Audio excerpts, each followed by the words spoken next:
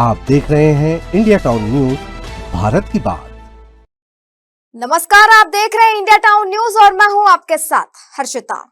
छत्तीसगढ़ के महासमुंद से gas cylinder की काला बाजारी का एक ऐसा खेल सामने आया जिसने पूरे सिस्टम पर सवाल खड़े कर दिए।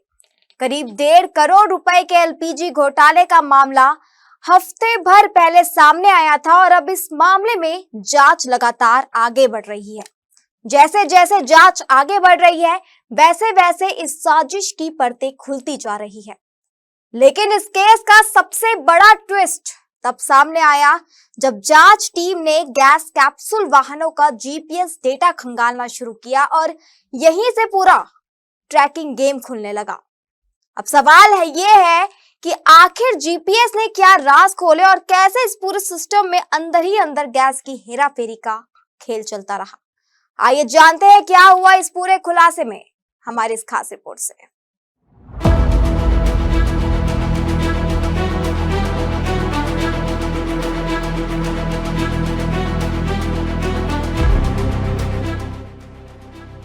दरअसल लगभग 1.5 करोड़ रुपए से ज्यादा के एलपीजी की काला बाजारी का यह मामला पिछले हफ्ते सामने आया था। पुलिस जांच में खुलासा हुआ कि मार्च के अंतिम सप्ताह से लेकर 6 अप्रैल 2026 के बीच सुनियोजित तरीके से गैस चोरी और अवैध सप्लाई का खेल चलाया गया।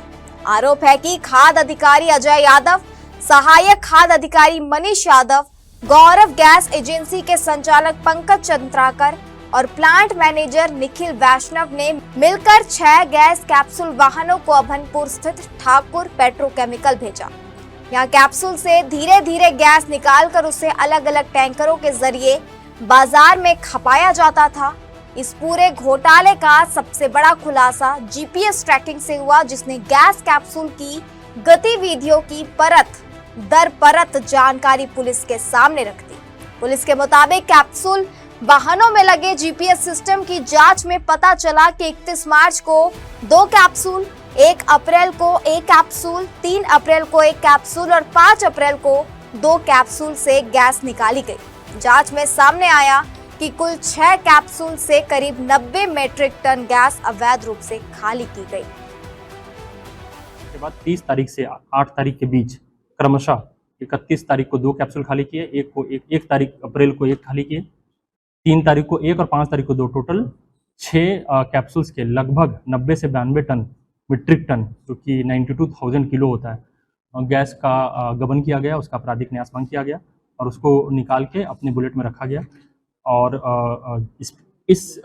उसके बाद जब हैंडओवर की बात हुई तो उसे इन सभी कैप्सूल्स का वजन करा के 8 तारीख को खाली करने के बाद प्रशासन को ये सूचना दिया गया कि कैप्सूल सारी खाली है। तो इस पर अपराध दर्ज करके हमने विवेचना की है। विवेचना में हमें ये पता चला है कि ठाकुर पेट्रोकेमिकल्स के 2 मालिक, उसके प्लांट मैनेजर हैं, 3 आरोपी, सार्थक ठाकुर, संतोष ठाकुर और मैनेजर क्या नाम उसका, निखिल वैष्णव, इन तीनों ने और इसके अलावा अन्य जो भी आगे विवेचना में आएंगे, तीनों ने मिलकर आपराधिक षड्यंत्र कर इन कैप्सूल्स को खाली किया है। कंपनी में 3 दिन तक हमने रेड करके वहाँ पे जाँच की है, इंक्वायरी की है। जो हमें कागजात मिले हैं वो बहुत ही इम्प्लीकेटिंग है।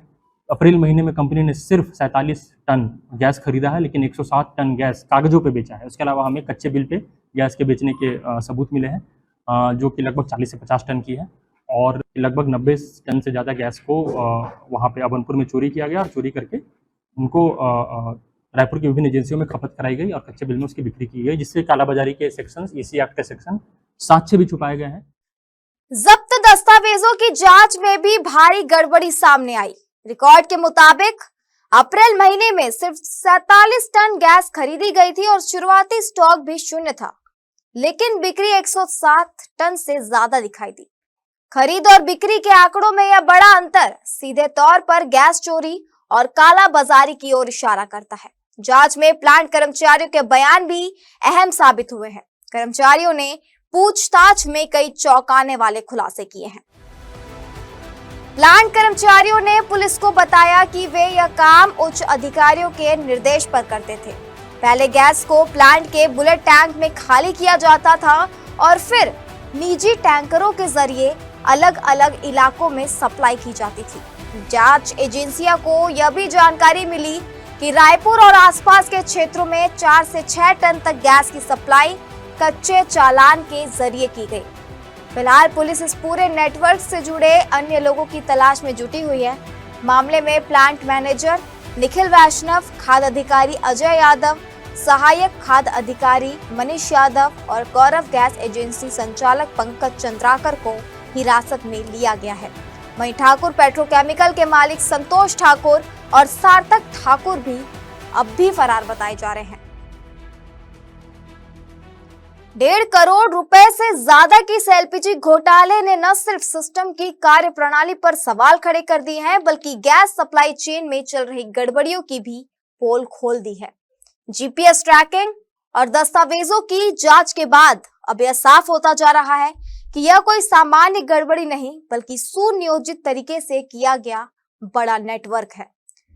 फिलहाल पुलिस ने कई लोगों को हिरासत में ले लिया है, जबकि कुछ आरोपी अभी भी फरार है। ऐसे में अब सबसे बड़ा सवाल यही है कि इस पूरे नेटवर्क की जड़ें और कितनी गहरी है और जांच आगे बढ़ाने और कितने नाम सामने आते हैं। फिलहाल पुलिस टीमें पूरी तरह मामले की हर कड़ी को जोड़ने में जुटी हुई है और उम्मीद है कि आने वाले दिनों में इस घोटाले से जुड़े और भी बड़े खुलासे सामने आ सकते हैं। इसी के साथ मुझे दीजिए इजाजत और आप देखते रहिए इंडिया टाउन न्यूज भारत की बात। नमस्कार। आप देख रहे हैं इंडिया टाउन न्यूज भारत की बात।